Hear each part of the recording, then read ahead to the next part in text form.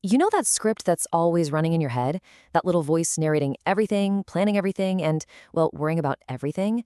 We all have one. But what happens when your personal scriptwriter is a chronic overthinker, trapping you in a nonstop loop of anxiety? Today, we're going to dive into why this happens, especially to really smart people, and how, believe it or not, the secrets of a perfect video script might just hold the key to rewriting our own. I know. That sounds like a weird question, right? One is all about order and control, and the other is pure chaos. But the answer reveals something pretty deep about how our minds work. Turns out, they're both built on a script. So let's start with the kind of script we're all familiar with. You know, the ones for videos or movies. These things are tools, and they're designed for one single purpose: to take a bunch of ideas and bring them into order so they can be communicated with total clarity. Think about it like this. A script is the skeleton of any production. It gives structure to what would otherwise just be a jumble of thoughts. Without that skeleton, you've got a mess. But with it, every single word, every visual, it all has a purpose. It's literally the blueprint for clarity. And you can see just how intentional that structure is. The best creators, they follow a really clear formula. First, you get a hook to grab attention, then an intro to set the stage. You get the main content, a little bonus to add extra value, and finally, a call to action. Every single step is engineered to guide you and keep you totally locked in. And one of the most powerful tools in that whole process is something called an open loop. This is a super clever trick where a creator teases something at the beginning, a question or a promise that they won't answer until later. It creates this little mental cliffhanger, right? It's this sense of anticipation that makes you want to stick around just to see how it all pays off. It's a very deliberate way to manage your attention. Okay, so an external script, a good one, turns chaos into clarity. It's all about control. But what happens when the scriptwriter isn't on a laptop, but is actually living inside your head and isn't quite so organized? Yeah, this is where things can get a little messy because our minds are also writing scripts constantly. They're writing scripts for conversations that haven't happened yet, for events that might happen, for disasters that probably definitely won't. But unlike a video script, these internal scripts are often just chaotic, repetitive, and frankly, completely exhausting. This quote from someone online just nails it, doesn't it? It's like involuntary script writing. You direct entire movies in your head, playing every single part, imagining every line of dialogue, only for reality to just completely ignore your script. It's tiring, and it just leaves your mind cluttered with all these unproduced scenes. And this is what that inner script feels like in action.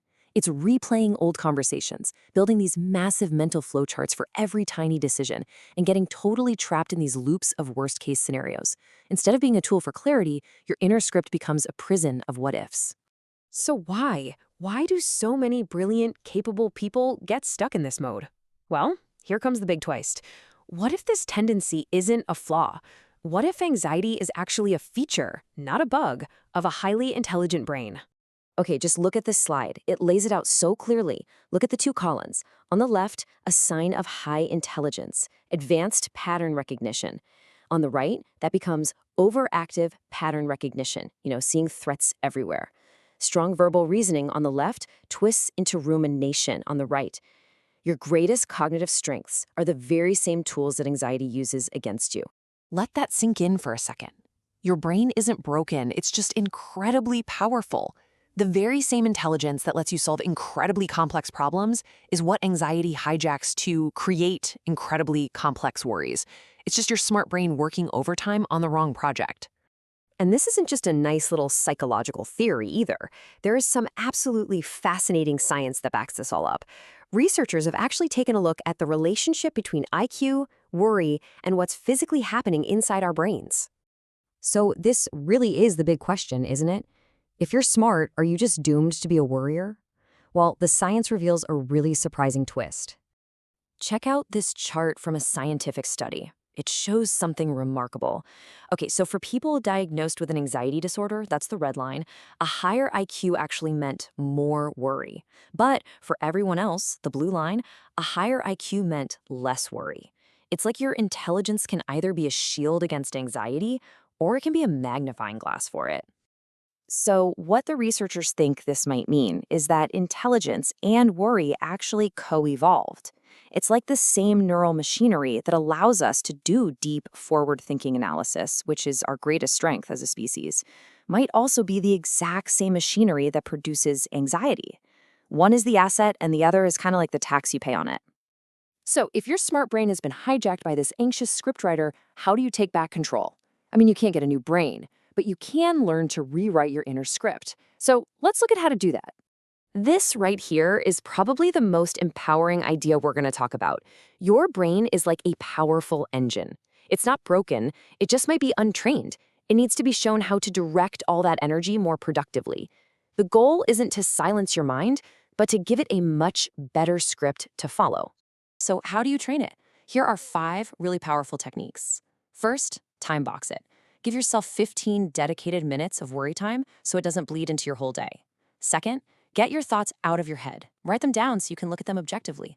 Third, set good enough standards. Ditch perfectionism. Fourth, make small, reversible decisions quickly. This builds up your tolerance for uncertainty. And finally, when your brain asks, what if, actually answer it. Walk through the worst case scenario. You'll almost always find out you can handle way more than you think. Look, the goal isn't to shut down your brilliant brain. That's your superpower.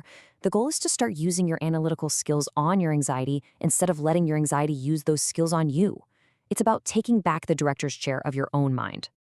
At the end of the day, your mind's ability to think deeply, to see patterns nobody else sees, and to imagine the future, that is a gift. That engine has the power to solve incredible problems and create amazing things.